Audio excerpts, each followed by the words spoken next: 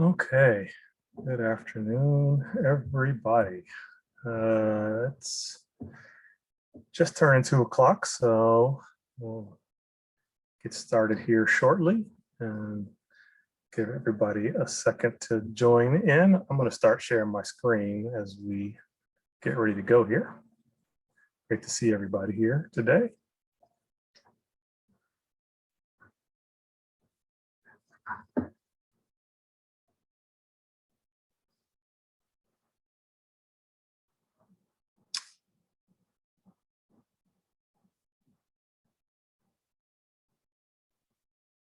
Okay. All right. We'll get ready to go. I hope everybody is enjoying the MGBCE conference today and tomorrow as well. I think this is my, I don't want to give it away, but maybe my 15th year or so doing this conference as attendee and presenting and different things. So very thankful to have the opportunity to come talk with you guys again today. Hopefully a topic that you guys will all find interesting is something that's near and dear to my heart, which is sort of looking at the bridge between social equity and social justice and environmental justice. Is something that I've spent a lot of my career on in one part or another, and kind of a long running conversation. So I wanted to share some ideas I have with you that have been certainly manifesting themselves over the past year plus in a more sort of focused fashion. So I'm gonna go ahead and jump in. Let's see. So where I wanted to start today is sort of with two quotes that may be disparate, but kind of run together in my mind, at least. And so the first one is by Malcolm X, whose birthday was on Wednesday, the 19th. And he said, you can't separate peace from freedom because no one can be at peace unless he has his freedom. And then as of, the brand new Biden administration revised the definition of environmental justice in 2021 to say the following: the fair treatment and environmental justice is the fair treatment and meaningful involvement of all people, regardless of race, color, national origin, or income, with respect to the development, implementation, enforcement of environmental laws, regulations, and policies. And those things may be disparate sort of on the surface, but I think there's a commonality between the social justice and environmental justice movement that's always existed. And so I'm going to talk a little bit about the history of that today, but then also talk about some tools and different metrics and things like that that are out there that we can all use to hopefully do a better job of bringing social justice and social equity to back into the conversation of sustainability. So just a quick little bit about myself. I'm a licensed architect. I've been practicing for about 20 years. And, over the course of that practice, done a lot of sustainable projects, all kinds of different, buildings, and played a lot of different roles in the community and different, advisory boards, sort of really thinking about social justice and environmental justice. And, as time has expanded, those things have certainly become a closer merge for me in my own professional career. I've been fortunate enough that, been able to work on a number of, highly sustainable projects, from LEED Platinum projects, net zero buildings, all kinds of different shapes and sizes, a lot of affordable housing developments here in California in particular that really start to bridge that gap as well too. My work has sort of taken its way across a number of civic buildings, from libraries, aquariums, and also doing some corporate policy level work, looking at greenhouse gas emissions and things of that nature. So, I've been fortunate enough to sort of have the exposure to all these different areas over the course of my career. And like I said, there, at least in my mind, there tends to be a lot of commonalities that, kind of span across all these types of projects. When we talk about sustainability in its most sort of common definition, I think a lot of us in the sustainability sector are familiar with all these things. We talk about mitigating against climate change, reducing energy and water usage, reduced operational expenses, healthy environments, improved water quality, lower carbon and greenhouse gas emissions, reducing vehicle miles traveled, increase renewable energy, improve resiliency, increase access to community services, achieving some level of a green certification, and then also optimize operations and maintenance. Those are, some sort of foundational pieces of sustainability as we practice it, most commonly. Now, the reason why we're able to push on that, especially right now, is because, we've taken a stance as a state, as a city, as a country, that we are at the edge of this climate emergency. And I know I'm speaking to the choir here a little bit, but certainly the science is very clear about the environmental impacts of increasing global average temperatures from 1.5 degrees C to 2 degrees C. And thus we need to respond from a sustainability perspective with a level of urgency that can counteract all of those different potential impacts. And so, going back to 2016, we have this declaration that has been made, and governments around the world are responding accordingly to set priorities to mitigate those climate change impacts. And that is an urgency I think all of us have agreed upon, and we have improved our industry, improved the technologies, improved our policies to be aligned with that sense of urgency that comes with a recognized climate emergency. So, as I mentioned, the social justice movement is not new, but I think we are all living at a time now where, to people around the country and around the world following the murder of George Floyd, social justice and social equity has now been amplified and now been sort of included in the mainstream conversations of everybody, no matter their race, ethnicity, nationality, gender, anything else. And certainly we saw over the course of last summer and ongoing still today, the social justice protests, and everybody asking, how can I make a change? How can I make a difference? What more can I do?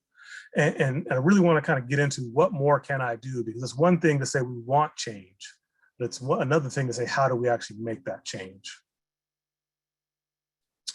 So I started thinking about social justice and equity principles. The sort of key elements of social justice are access to resources, equity, participation, diversity, and human rights. And again, that's creating a built environment centered around improving the lives of groups historically marginalized based on race, ethnicity, nationality, gender, sexual orientation, religion, disability, etc. And so, there's a lot, again, you're going to start to see hopefully a lot of commonality between the environmental justice and the social justice movement. But just understanding those principles in and of themselves is not enough. The next thing is, how do we create that urgency? In the same way that we've established the urgency around the climate emergency, it's important that, a step that a lot of cities and states nationwide took is declaring that racism is a public health emergency. And so about 130 cities as of the end of last year have made this declaration. You can see a list of some of the cities here on the screen. And the purpose of that is it opens up different funding sources, different policy initiatives, and certainly creates an urgency at the local level and national level where we can really start to push forward change that hasn't been seen for the past 400 plus years, that we can hopefully start to see a measurable difference going forward. So to go back in time a little bit, I was always kind of fascinated by the history of both movements. So if you go back to the 60s and 70s, you see, again, a lot of similarities. You have the environmental movement on the left here, people, the establishment of the first Earth Day. But also at the same time that was occurring, you also were right in the middle of the civil rights movement of the 60s as well, too. You had the March on Washington. So the demand from the people, the demand from all of us for change is not new. This has been going on for 50 plus years, but the timeline for how the policies, the procedures, and everything else have been implemented has not been the same to date. So here's a little bit of a timeline I think is kind of interesting to look at how both movements have sort of evolved in parallel over time. So starting back in the 1950s, you have Brown versus the Board of Education, which desegregated schools in 1958. But right after that, in 1963, you had the Clean Air Act and the Water Quality Act of 1965. Right at the same time as that, you had the Civil Rights Act of 1964 and the Voting Rights Act of 1965. So you see a lot of activity right there in the 60s where we're both solving environmental issues as well as civil rights issues.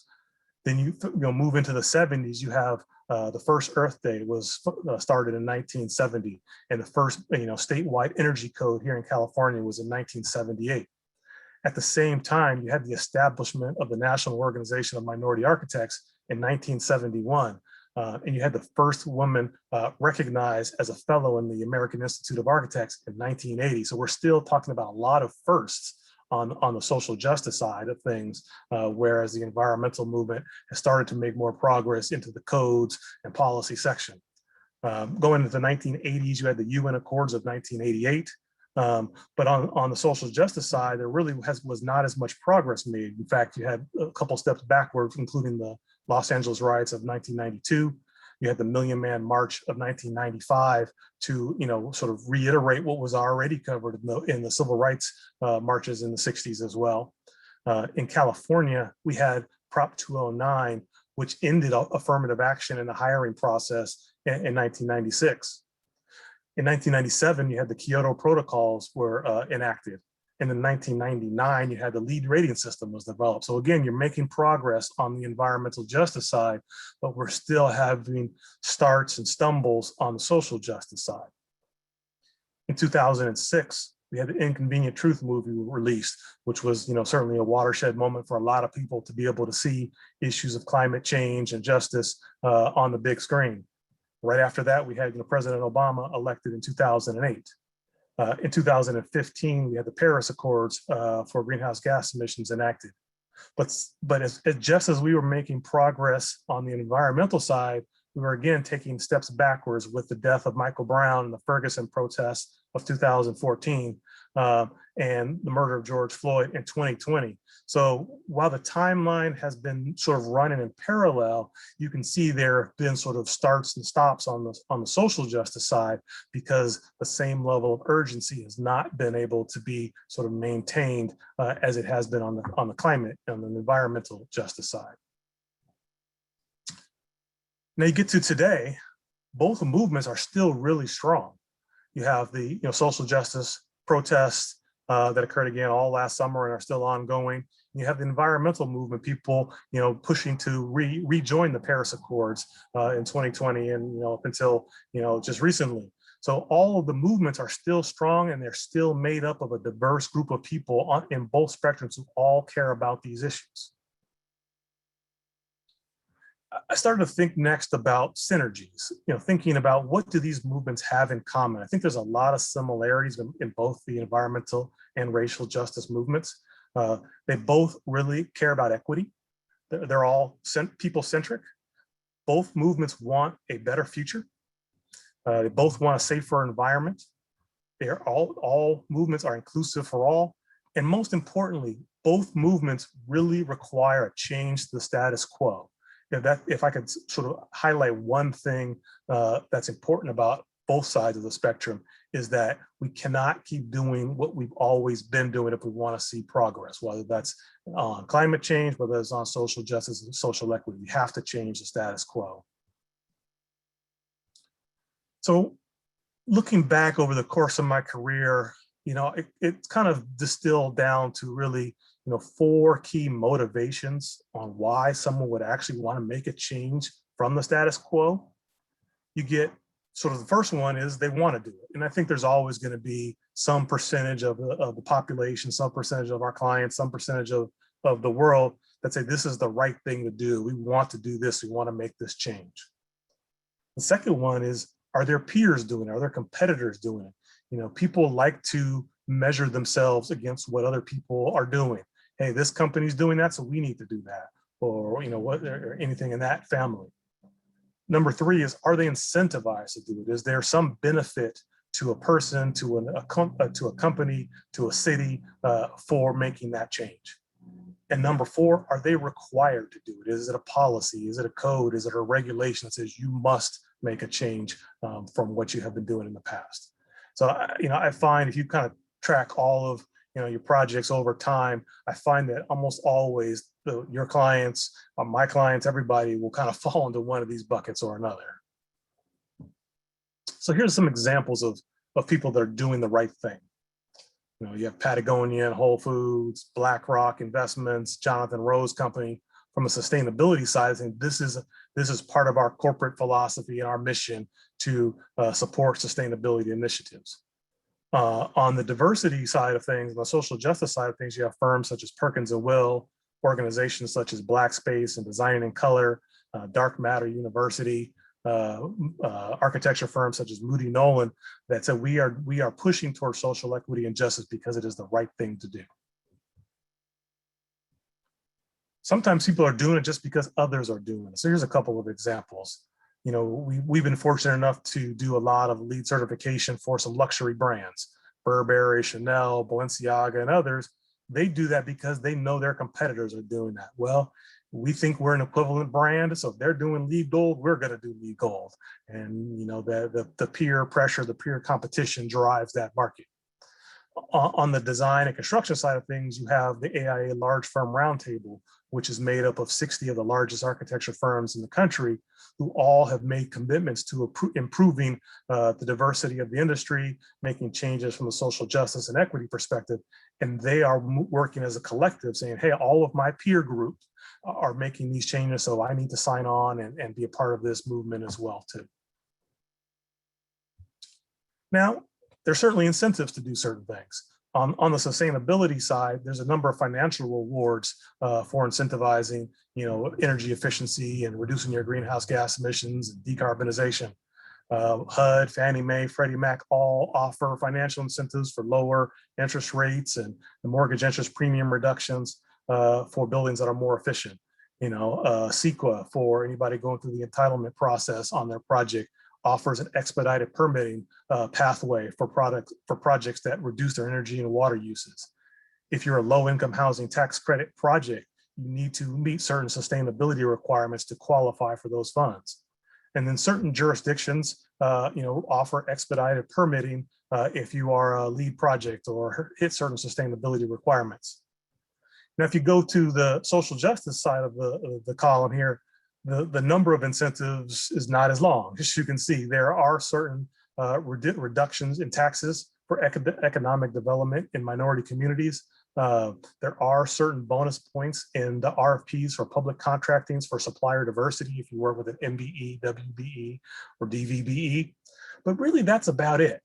And so when you look at the bulk of work that goes on in creating our built environment, those are the only two kind of primary levers to push social equity and justice. And that's certainly not a long enough list. And so that's why, I kind of left some placeholders here for things we should be thinking about to financially reward people for increasing their social equity and social justice in their projects. Now, when you get to, what are you required to do? We have lots of codes and policies. We have REACH codes that say you must decarbonize your building and all electric construction. And we have incentives. We have emissions caps in New York and California that said you cannot exceed, maximum greenhouse gas emissions. You have triple bottom line investors that are showing up asking for disclosures on social impact metrics for their portfolios before they invest their money. And you have large, landlords and property owners such as the GSA who are saying, hey, if I'm going to lease space in your building, I want it to be built to a green standard. That is a requirement. Somebody will build, a LEED platinum, office building, without a heartbeat if they know the GSA is going to lease, 300,000 square feet from them. So again, it's something that's required to do. Now, again, switching to the other column, the racial justice side of things, not that many choices. You do have the 1975 equal opportunity employment laws, labor regulations that require no discrimination in the hiring process. That's obviously important.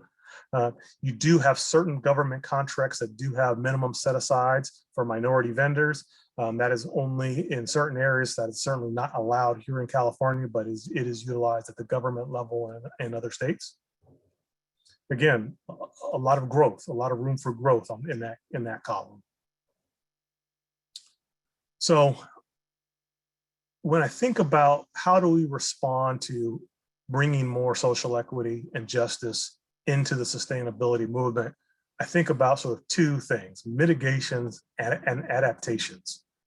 A mitigation is something you do to reduce the impact, the process or result of making something less severe.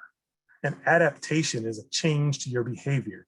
We're going to change the process, the practices and structures to moderate potential damages and to benefit from certain opportunities. I think you have to do both in order to achieve the type of progress we're all looking to achieve from a social justice and social equity perspective.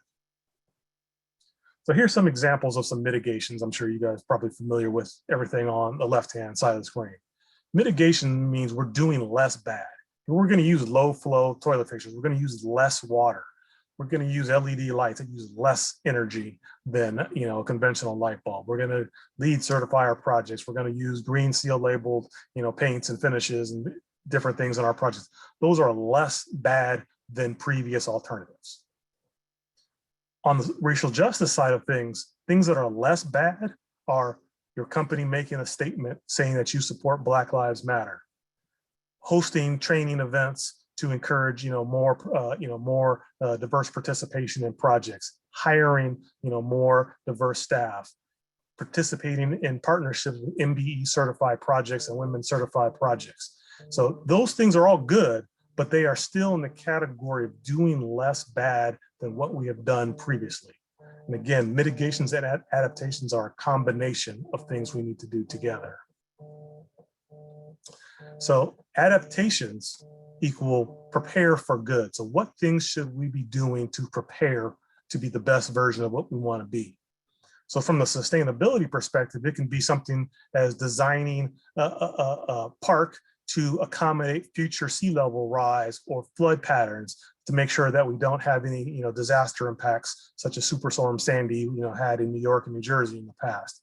It can be planning for wildfires and having enough emergency preparedness measures in place on a project.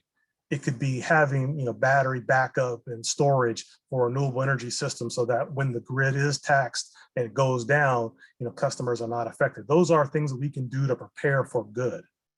On the social justice side, things we can do to prepare for good are green job training to help people prepare to work in an economy that needs more people skilled to promote clean energy solutions. It can include PPP loans to keep small businesses, in particular minority-owned small businesses, afloat in this past 12 months so that we don't lose valuable community resources. And most importantly, it includes building housing, affordable housing, workforce housing that can continue to provide stable communities so we don't have people leaving cities, or we don't have people losing property value. I think the statistic is the majority of homeowners' equity and net worth is built up into their property. If you don't own a home, then you don't have that opportunity available to you. So a key step in the racial justice world is home ownership. So we need to continue to build more affordable homes for everybody to have available to them. So a couple tools I want to just kind of point out, the things that we should all be thinking about that could create systematic process changes. And I hope these will, if you're not familiar with them, I hope these, will all be things that you can take back to your, workplace, whether on the design, construction side or ownership side, and say, are we evaluating projects based on the following criteria? So one of the first things everybody should be looking at is environmental quality. Between the Cal EnviroScreen maps and the EPA environmental justice screening portals, you can analyze the environmental quality of any particular neighborhood where a project is located or is planned for, to look at particulate matter, ozone, diesel levels, cancer risk, respiratory health impacts, lead paint, hazardous waste, and a whole laundry list of other things. And that data set should provide you with references for how you can design a building, how you can operate a building, how you can serve residents or employees of a building in a manner that keeps people healthy. The second thing you can do is look at, what you're doing on the on the inside of your project. Certainly looking at all of the tools such as Pharos, such as Origin, looking at all of the ingredient makeup of any product you're specifying, VOC levels, carbon levels, where it's sourced from. Is it sourced in a sustainable fashion? Does it have an industry label associated with it? Is it contributing to positive fresh air in a project? Is additional filtration needed if you're located in an area that has additional outdoor air considerations to factor in?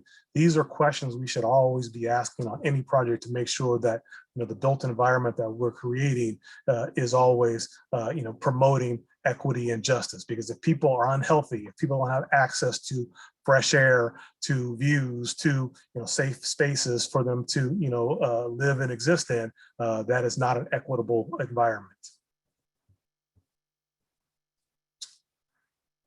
The next one on this list is decarbonization. And I know we talk a lot about decarbonization as it pertains to changing out building systems to go to all electric and quantifying carbon emissions associated with materials. But specifically as it pertains to social justice and equity, I wanted to focus on a couple key elements of decarbonization that maybe don't get talked about as much, which is number one, energy independence, especially in underserved communities of color. The ability to reduce reliance on the local utilities, on fossil fuel sources, to minimize their utility cost is very critical for a self-sustaining economy. Number two is workforce training. You want to make sure that people are prepared for a future, or for really the present time, where green jobs will be the mechanism, will be the platform that people utilize to come out of the poverty line. The days of the manufacturing job are, I think, in our rear view mirror, but the days of becoming a solar panel installer, becoming a technician for HVAC, all these different types of trades associated with the clean economy are things that we should be promoting, especially in underserved communities, as ways to grow as a workforce. And then the last two on this list is resiliency and public health, because I think they're really combined together. Decarbonization and especially sort of the negative impacts of fossil fuels within a residential space have really highlighted something that we maybe have known for a long time, but didn't have the metrics to kind of really fully digest, which is, in particular in underserved communities, the life expectancy is much shorter. There's a long list of chronic illnesses, from respiratory illnesses to obesity to poor diets, 100 of the things you can think of. And all of those things have been amplified over the past year as a result of COVID, where we saw an extremely disproportionate rate of Black and brown communities testing positive and dying as a result of COVID. I think something in the 25 to 30% of the deaths were African-American and Latinx backgrounds, versus a population that's only 9% African-American in the Los Angeles County area. So resiliency, having communities that are intact, having good public health, is all part of the decarbonization discussion, not just changing out building systems. Tied to all that is also housing security. Housing, especially now for everybody here in California in particular, but nationwide, housing security is one of the most important issues that are out there. It affects so many things, not just, can I live in a neighborhood that I like? Can I afford to purchase this house? But it impacts the quality of life that people can have for themselves, their families, and future generations. So just looking at simple things like utility allowances. So just the chart on the top of the screen shows, a local housing authority allowance based on, what you would expect if a building was built to just sort of standard, let's say 2008 energy code minimum requirements. Now, if you get to an all electric building that's going to be pursuing net zero, maybe, you get to, something sort of in the middle column. So you would potentially be dropping somebody's monthly utility allowance from $79 if you had a 2-bedroom unit all the way down to $11. So now just imagine if you were a single mother trying to raise kids in a 2-bedroom apartment, and you had an extra, $50 to $60 a month in savings that wasn't going to the utilities. what that does for you as a family in your housing security. Maybe that allows you to buy Christmas presents or to pay for childcare or to, open up other opportunities that you couldn't previously have access to. So that's a big deal that we should always be factoring in, not only, again, the systems that go in the building, but the impact that the energy efficiency, the renewable energy has on a particular person's life. Next thing we should be thinking about is job proximity. Transportation is a huge cost impact relative to housing. If I have to live 2 hours away from my job and I have to take a bus or a train or sit in traffic for 2 hours, that causes additional challenges and also additional costs. Childcare is really important, especially we've seen over the last 12 months, the more people working from home and different, numbers of childcare options being reduced. Access to open space is really critical. You can see on the picture on the left-hand side of the screen, in particular in underserved communities here in Los Angeles, but certainly in other places as well, the reduction in tree canopies in public right-of-ways reduces the mitigation against heat island impacts. There's minimal open spaces and parks for kids to play in. And so what happens, open space is your sidewalk and your street and all these different things. And that does not provide a secure and safe environment. And last, but certainly not least, relative to housing security, is access to fresh foods. And so the map on the lower portion of the screen shows in green areas just here in the LA County area that are identified by the US FDA as food deserts. Food deserts means you do not have ready access to fresh and healthy foods.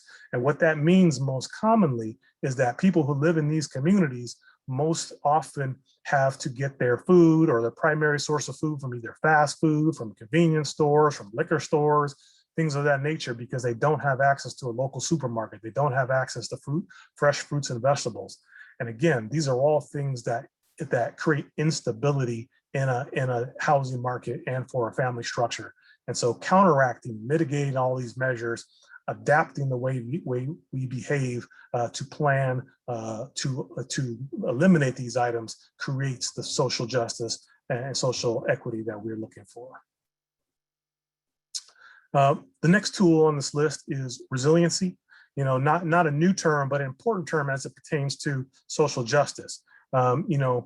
Disproportionately, communities of color have been impacted by floods and wildfires and earthquakes, whether that's within the city of Los Angeles area or more rural areas where you have farm worker communities, migrant communities, different things. So being able to assess a property, if you're an owner, to assess a portfolio that you may oversee for likelihood of risk in these different categories is critical. And it doesn't always have to be big things such as floods and wildfires. It could be simple things like increased energy demand in extreme heat temperatures. We can pull up all the science and data sheets about the average temperature increase over the summertime just here in Southern California. When that temperature goes up, there's more reliance on air conditioning, more people who need to seek out cooling centers because they don't have access, to cooling within their own home. So again, these are negative impacts on communities that we can affect, that we can change to improve their resiliency as a community. The next one I want to touch on is maybe not focused on it as much, but I think really critical, and that's cultural heritage.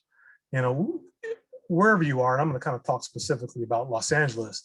Los Angeles has a long history of cultural heritage of African-American, Japanese, Latinx, all different types of descents. And it's important as the city grows, as more people move into the city, as neighborhoods get gentrified, as different things happen, that we don't lose track of that cultural heritage. And so that sort of revolves around the ideas of preservation and restoration and ensuring that there's a cultural and ethnic identity that remains in places. So the example on the screen here is actually the 28th Street YMCA off of Central Avenue in South Los Angeles, which was designed by the African-American architect Paul Williams. And it was designed, I think, in the 1920s or 1930s. and it had sat dilapidated for many years. It was thankfully restored a few years ago, and you can see some of the pictures on the bottom and on the right that show it's fully restored project. But now it stands not only as a landmark to that community, but also a testament to the impacts that African Americans have had in the community and on the built environment for everybody in Los Angeles to see. So through the process of preservation, through the process of restoration, the cultural heritage and community identity, ethnic identity are all able to be maintained and amplified to make sure investment is continued to be given to these communities, not only just financially, but equity and justice as well too. So where I want to go to next is some metrics. Especially in our world of sustainability, we talk about KPIs, we talk about standards, we talk about metrics. And so I wanted to kind of share some thoughts with you guys on that.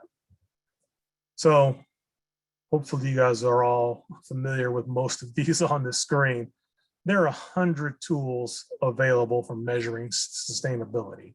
We've got every kind of certification in the world, from LEED to Energy Star to Living Building Challenge to Green Globes, Enterprise. We've got every certification for products, from Green Seal to FSC to Cradle to Cradle. We've got 100 calculators for measuring carbon emissions, for measuring energy reduction, water reduction, transportation. You name it, there's a calculator and a tool and a label on the sustainability side.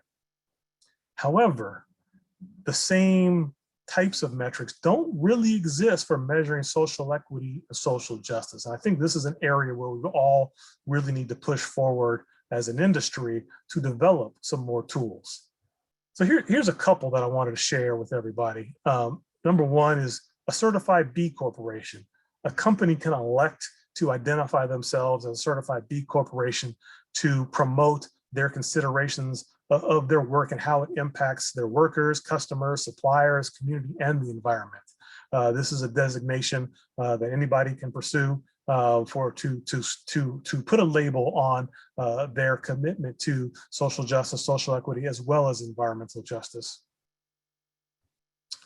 The International Living Future Institute does provide a JUST certification, focusing on areas such as diversity, equity, safety, worker benefit, local benefit, and stewardship. It's not just a building certification program, it's an analysis of the organization as a whole to make sure they disclose their operational practices, how they treat their employees, where they make their financial and community investments. This is certainly something that people that are looking for ways to not just talk the talk but actually walk the walk should consider. There are a number of companies here locally here in Southern California that I'm aware of that have pursued the JUST label certification, and I think it's certainly a testament to their commitments to all these efforts. The next one is the SEED network. The SEED network is something that was developed in conjunction with the NAACP and the CESBS, the Centering Equity in the Sustainable Building Sector organization. And it's a set of design principles and really organizational principles that can be used by anybody to measure their social, economic, environmental design sort of levels of commitment.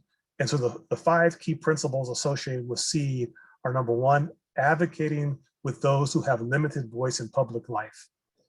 Number 2 is build structures for inclusion that engage stakeholders and allow communities to make decisions.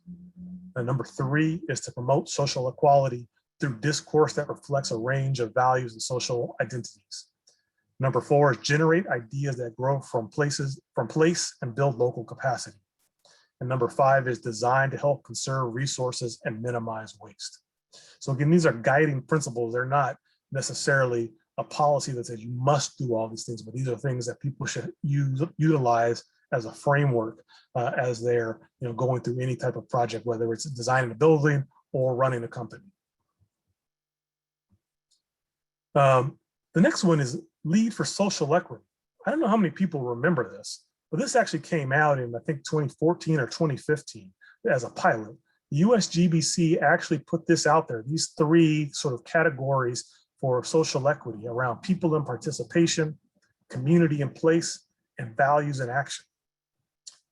It didn't really get a lot of traction back at that time, and it was disappointing to see. There have certainly been some versions of the language that was included in this, in these sort of pilot credits that have now made their way into the LEED rating system, but nothing as robust as this. But I would propose maybe we bring this back. Maybe this is a standalone piece that people can use to, in addition to their LEED certification on projects, to really start to evaluate. Are you engaging with and considering all the various people who could be affected by your project? Are you thinking beyond the project boundary? And have you aligned your decision-making partners and sourcing with your values? I think those are really important questions that everybody should be asking on every project, whether you're pursuing certification or not. And then the next one I want to share is something that Perkins and Will has actually been developing, which I think is really an important piece of research and guiding document out there, and that's their social equity indicators. It's a tool similar to like the LEED scorecard or something like that, that can be used to assess any building, any organization, even at a municipal level, to understand how is the building doing, what is their impact. Is it measurable in the following categories? So community assessment and engagement, economic factors and housing provision, community spaces and services, universal access, inclusion and safety, individual health and well-being, environmental justice and resiliency, and supply chain. Now, again, this is a framework. It would be fantastic if every single organization, every single project did all of these things 100%. But again, these are tools that you guys should hopefully all be taking back with you as things, at the very least, to ask yourself as questions. Are we doing these things in our projects? What more can we do in any one of these categories to help bring more social justice and equity into the work that we're doing? The last piece here is really just sort of a list as a proposal. As I alluded to earlier, with the sort of financial incentives and policy incentives that are lacking for social justice and social equity side of the world, here's some things that I would maybe propose that could be used as new tools going forward. Number one, if you're doing a tax credit project for affordable housing, maybe instead of or in addition to points for sustainability, you incentivize projects by providing points for development, design, construction team diversity. You require the use of the EPA environmental justice screening tool to match the neighborhood demographics with the design team competition. So just imagine if you were designing a project in Boyle Heights, don't you think you would want the design team composition to look like the demographics of that neighborhood, so that it can reflect that community's cultural identity and history and context? Maybe you could streamline entitlement processes for projects in underserved communities that engage local stakeholders in the design process. One of the biggest complaints that's out there is people are always wary of gentrification. Hey, somebody's building this new project in my neighborhood, and I was not involved in this process, and I'm not going to be able to afford to live here. Well, maybe you streamline the entitlement process and say, yes, we did have a local community stakeholder engaged, and so that will speed up the environmental review. Maybe you can provide tax breaks and incentives for minority businesses who hire minority AEC professionals for the project. So if you're working on a project in the Crenshaw community, maybe you say, we're going to hire a Black architecture firm, and if they hire 3 other Black architects, we're going to give you a tax break for that project. Maybe you can increase the loan approval amounts for projects that engage a diverse design team. Just like the Small Business Administration allows you to increase your loan proceeds by 10% if you reduce your energy consumption on a project, maybe you get an extra 10% loan qualification if you have a diverse team that represents the community in which the project is going to be located. Maybe you require JEDI credentials for respondents for public sector RFPs. JEDI stands for Justice, Equity, Diversity, and Inclusion. So instead of just looking for an MBE or WBE certification, maybe you need another credential out there that says, yes, we have done diversity training. Yes, we have improved our hiring practices. Yes, we have a diverse supply chain as part of the RFP response. And maybe you have a database of AEC firms so they can disclose their JEDI metrics. So people can look at if the city of Los Angeles wants to hire a general contractor or team up with a developer on a new project, they can go search a database and say, how is this firm doing on the justice, equity, diversity, inclusion front, and use that as a part of the evaluation, ranking, and scoring process for any particular project. So these are just my proposals of things that we should be thinking about, things that I think will be great to see. The precedent for all of these has been set by things that are already occurring within the environmental justice, sustainability world. These are all just interpretations of policies and programs that already exist on that side. We just need to reinforce the urgency for implementing them on the social justice and social equity side of things. So I'm going to conclude with this. While the racial justice environmental movements have similar timelines of milestones post-war, the environmental movement has had a much stronger adoption in the nation and to the practice of architecture specifically. In order to get to the same depth of integration within the AEC profession for the racial justice movement, we all must consider the following actions. We must support the firms and organizations that are already going forth with their efforts to bring diversity, equity, inclusion to the table, as well as ownerships, corporations, cities, etc. We need to challenge our peers, all of the owners, all of the cities of all sizes, large and small, to step up and raise the bar. We need to continue to identify what incentives will move the needle for diversifying the profession and the entire built environment. You know, what other financial incentives, what other policy incentives are out there that we should be thinking about?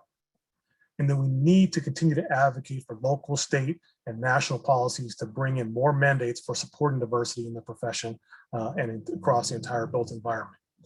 If we can agree that the climate change emergency is the lever that brings all of these policy actions, codes, mandates, financial incentives, technological changes to the sustainability side, then I hope we can all agree that the racism as a public health emergency can be that same lever if we just continue to push on it as hard as we are on the climate change side. And we can make structural changes that can, start to undo a lot of the systematic, issues we've had for, decades. Now we can create a future that can be more sustainable and more just and be more than just less bad. Our goal is not to just do a little bit better than what we did before, but how do we prepare for a future that is more just and more sustainable across the board? And I'll close with, my interpretation or my interpolation of the quote we started with. You can't separate sustainability from justice because the planet cannot be sustainable unless all people have justice. And that's where I'll end. Thank you all. I will try to see if there are any questions out there. Save a couple minutes for questions. If anybody wants to raise their hand or unmute themselves to ask questions. Otherwise, I think we're gonna end here in about a minute.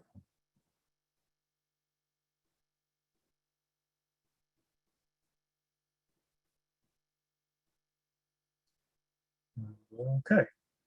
I think if there aren't any questions, I'm going to say thank you all. I believe there's actually 2 questions in the chat room. Okay, I can't see it. I was looking. If whoever asked those questions would like to unmute themselves, I can try to answer them.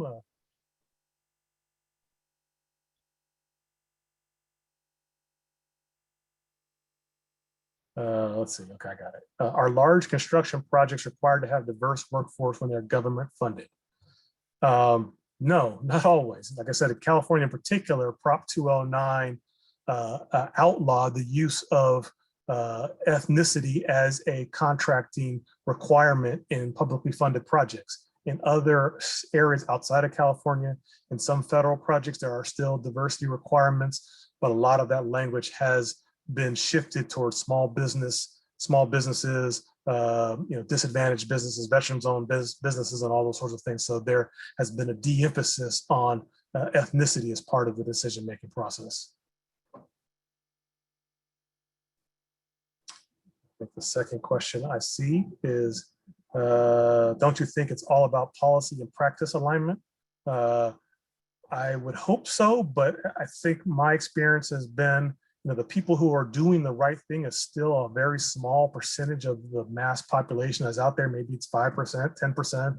I'm not sure exactly what the number is, but that is definitely the top percent of people. It is not the norm. It is not the mass. And we need to look at structures and policies and financial incentives that can impact everybody at all levels, in particular as it pertains to serving underserved communities.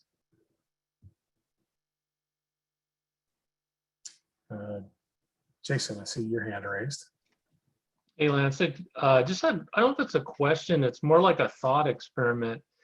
And like you touch on like Cal Green and the sort of regulations, which are pretty well entrenched in the state. Do you see at some point in the future a formalized relationship between social justice regulation and, less sustainability regulation at the state level? I mean, is that something you can be discussed or even, envisioned in some way, shape, or form?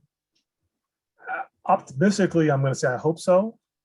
I know there are sort of bits and pieces of it. For example, in New York, and the New York Housing Authority has started to merge some social justice and equity policy in with their sustainability policy and also resiliency and things like that as well too. So the precedent does exist out there.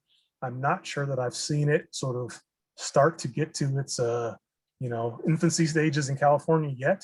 The NAACP is working on a number of things. National Organization of Minority Architects is working on a number of things. There's a number of organizations that are all kind of pushing in the same directions, but getting to a codified document, I think, is still a ways away.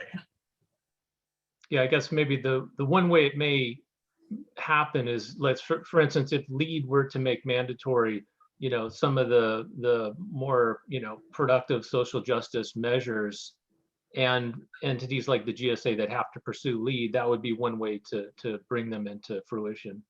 Without a doubt. I mean, it would be great. That's why I showed the LEED for Diversity, because it was attempted and didn't really get a lot of traction. So I think it would be something that could easily come back and be, an option or a requirement for projects. And that would certainly start to transform the market in a major way, just like LEED has done for general sustainability requirements as well. So like I said, that's what kind of wanted to highlight. These precedents all exist.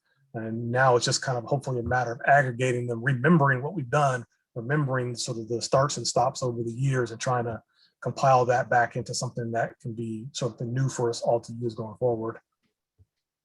Yeah, because it's been nice how you've threaded the two together. They really should be intertwined. Agreed. Thank you. Any other comments, questions? All righty. I think with that, that's my time. So I'm going to say thank you. And I'm glad you guys could all join for the presentation today. And certainly please feel free to reach out if you have any other follow-up questions. And I saw there was a couple questions in the chat about sharing some links, so I can certainly try to do that so you guys can have access to some of those other documents as well. And hope you guys take all this information